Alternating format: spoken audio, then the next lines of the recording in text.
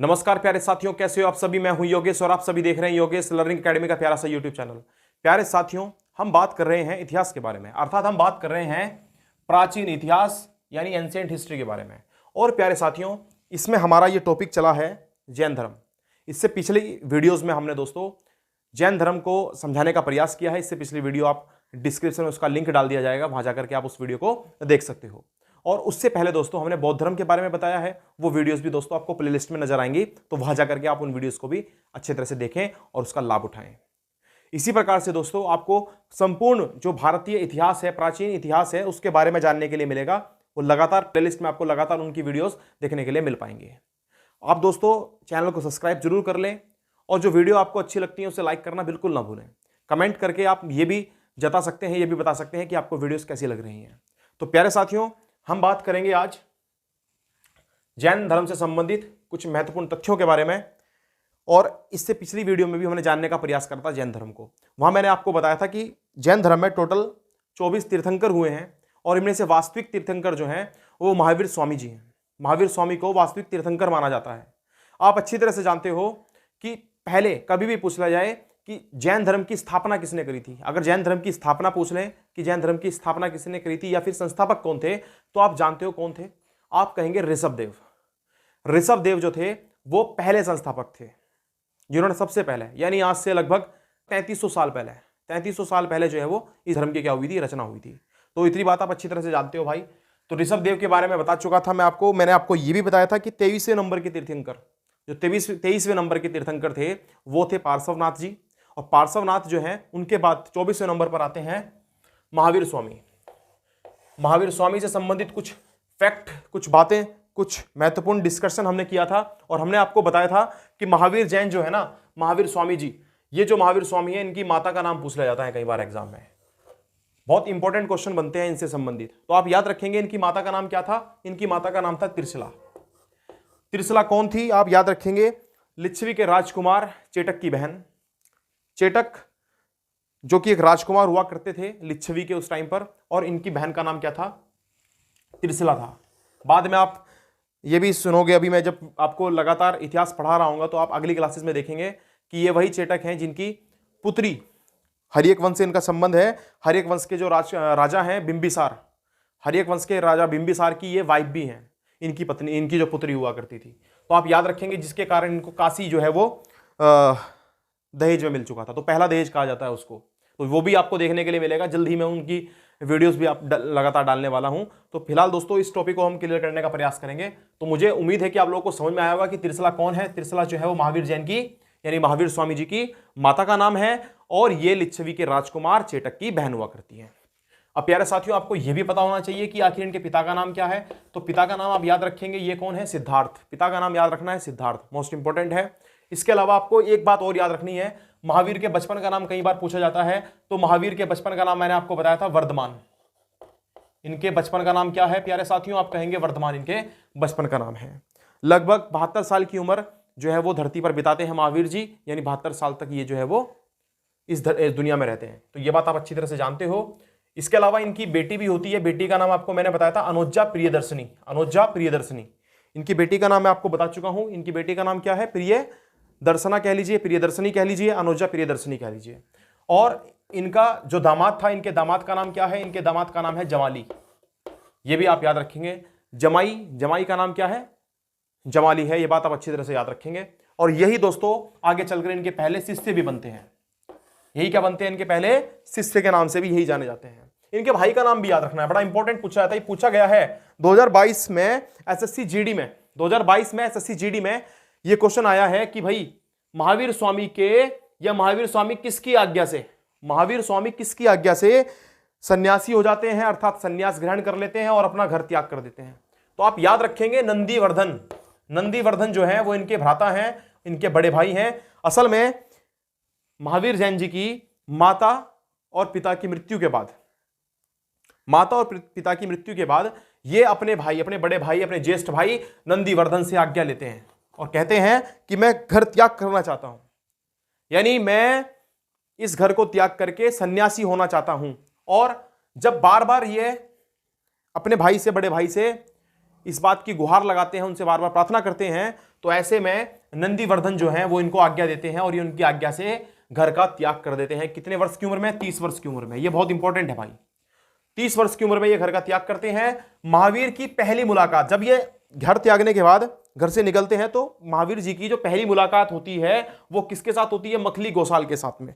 मखली गोसाल यहां से इनका दोस्त बनता है और आगे चल करके आपको पता भी है कि ये आजीवक संप्रदाय की एक धर्म है, आजीवक संप्रदाय, इसकी क्या करते हैं? रचना करते हैं। तो मैंने आपको बताया भी हुआ है कि आप जानते हो, आपने मौर्य साम्राज्य की बात सुनी है, मौर्य साम्राज्य। थोड़ा सा, हालांकि मैं सारी बातें आपको आगे डिटेल में बताऊंगा, जब आगे मौर्य साम्राज्य चल रहा होगा तो मैं डिटेल में ये बातें समझाने वाला हूं, लेकिन फिलहाल एक छोटा सा टॉपिक है तो मैं आपको बता देता हूं। मौर्य साम्राज्य, मौर्य साम्राज्य में 3 शासकों के नाम बताता हूं। सबसे पहले चंद्रगुप्त मौर्य। दूसरे की बात करें तो इनके बेटे का नाम था बिंदुसार। बिंदुसार के 2 बेटे थे, एक का नाम था सुसीम और एक का नाम था अशोक। तो हम बात करेंगे अशोक के बारे में। आप याद रखेंगे, बिंदुसार जो है ना, बिंदुसार, अशोक, ये 3 महान राजा हुए हैं मौर्य साम्राज्य से संबंधित। तो इन तीनों राजा के बारे में क्वेश्चन पूछे जाते हैं और आप याद रखेंगे इनके धर्मों के बारे में पूछा जाता है। चंद्रगुप्त मौर्य ने कौन सा धर्म अपनाया था? तो आप याद रखेंगे जैन धर्म। तो जैन धर्म के अनुयायी तो कौन थे इनमें से? चंद्रगुप्त मौर्य थे। जबकि प्यारे साथियों, अगर बात करें बिंदुसार, तो बिंदुसार ने कौन सा धर्म अपनाया था? तो आप कहेंगे आजीवक संप्रदाय धर्म, आजीवक संप्रदाय। ये नया धर्म था उस टाइम पर, आजीवक संप्रदाय।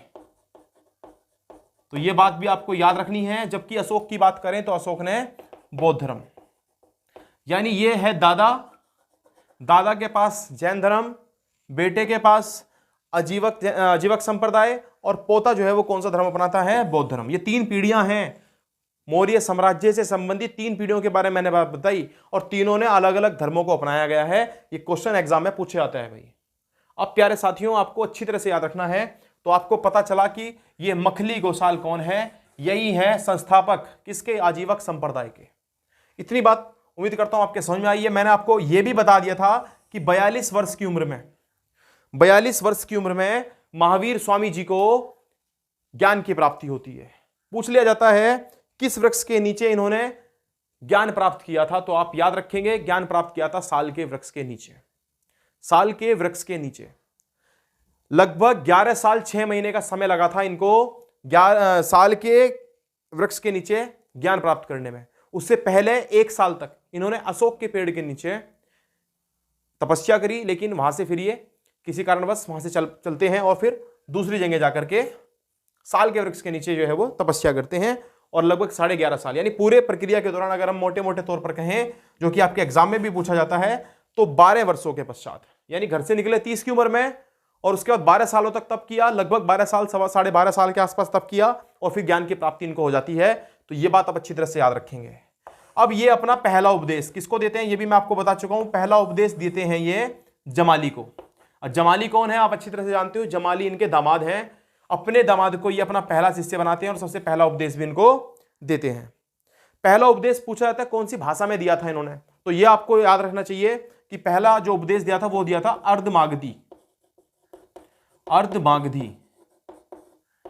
असल में संस्कृत भाषा से ये सारी भाषाएं आसान हुआ करती थी। आप मागधी की बात कर लीजिए, अर्धमागधी की बात कर लीजिए, आप प्राकृत भाषा की बात कर लीजिए, तो ये आसान भाषाओं को चुनते थे ताकि आसानी से जो जन सामान्य हैं उन तक अपनी बातों को रखा जा सके। क्योंकि संस्कृत भाषा बहुत ज्यादा हार्ड हुआ करती थी, लोगों को आसानी से, यानी हर व्यक्ति को, जो पढ़ा लिखा मानव है उसको तो आसानी से समझ में आ जाती थी, लेकिन ऐसे व्यक्ति जो जन सामान्य हैं या फिर जो स्कूल में कभी गए नहीं हैं, जिनको इस प्रकार की भाषाओं के बारे में ज़्यादा अध्ययन नहीं है, तो ऐसे लोगों को संस्कृत भाषा बहुत हार्ड लगती थी, बहुत कठिन लगती थी। उसके लिए ये लोग इस्तेमाल करते थे किसका?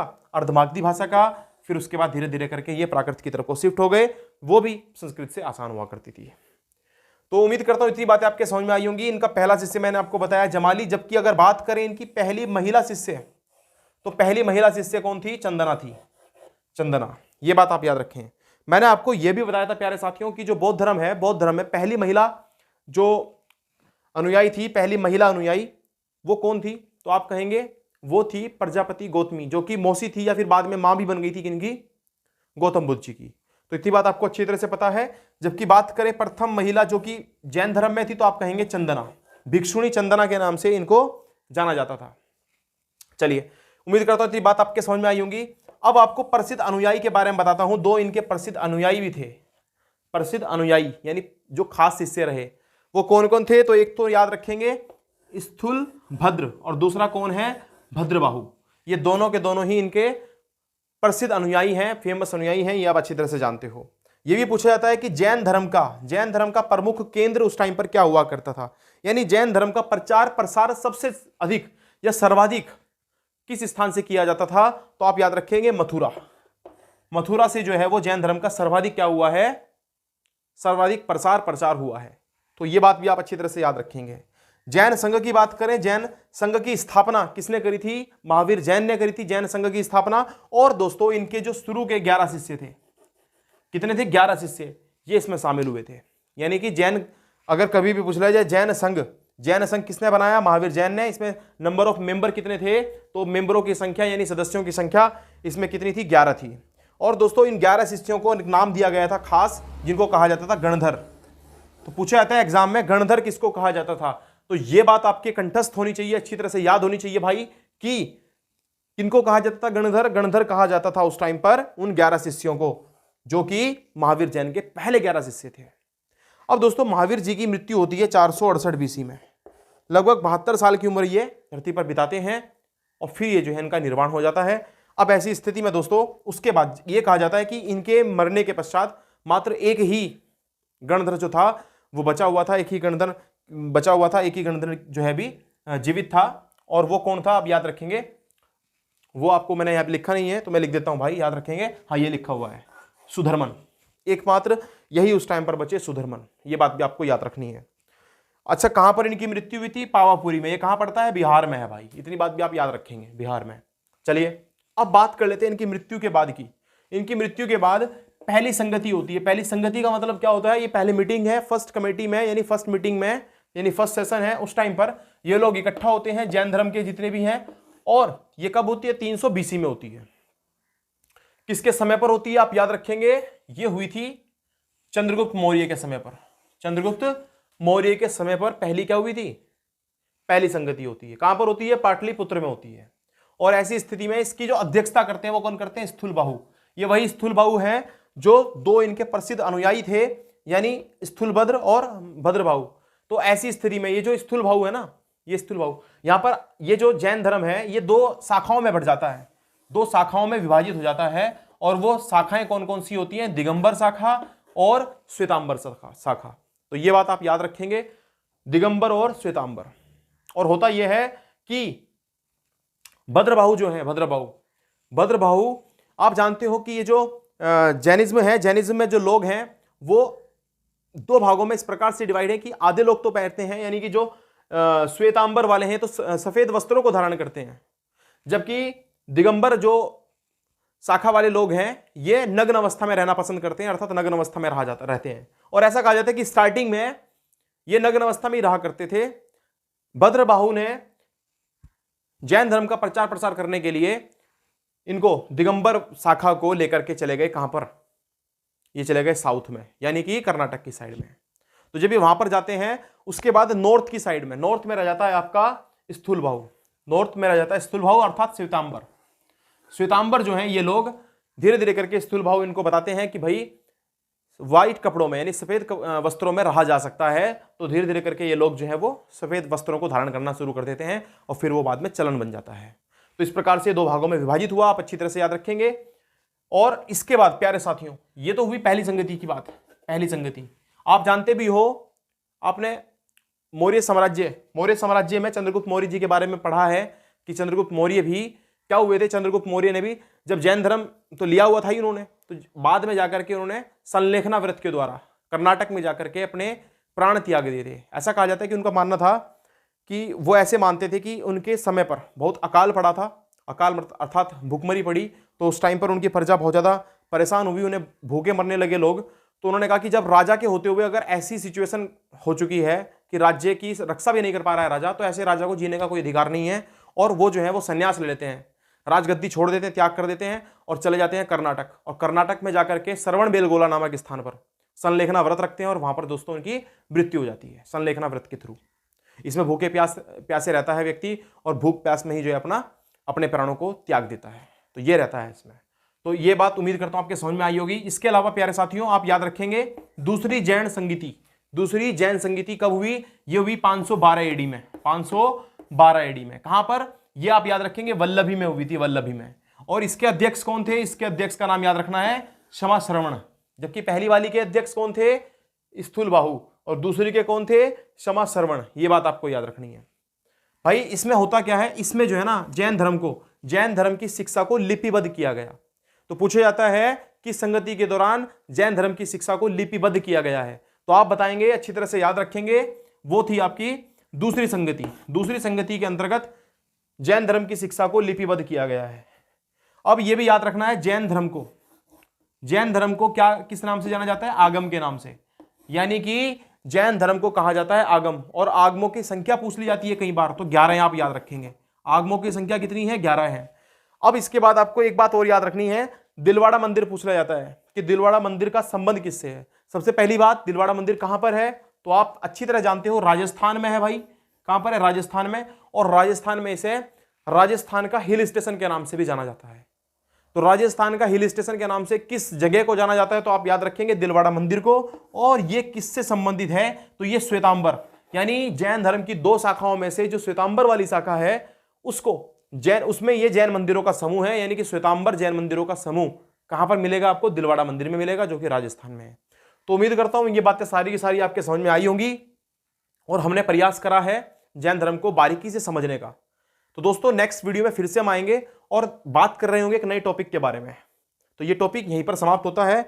आप सभी जो है कमेंट जरूर करें किस प्रकार की ये वीडियोस आपको लग रही हैं, क्या आपको इनसे कुछ ना कुछ फायदा मिल रहा है। अगर ऐसा है तो दोस्तों कमेंट अवश्य करें, वीडियो को लाइक करना बिल्कुल ना भूलें और अपने दोस्तों तक भी आप वीडियो को शेयर जरूर कर दिया करो, ताकि सारे अधिक से अधिक लोगों तक ये वीडियो जा सके और अधिक से अधिक जो है वो भाई क्या कर सकें, इस वीडियो का लाभ उठा सकें।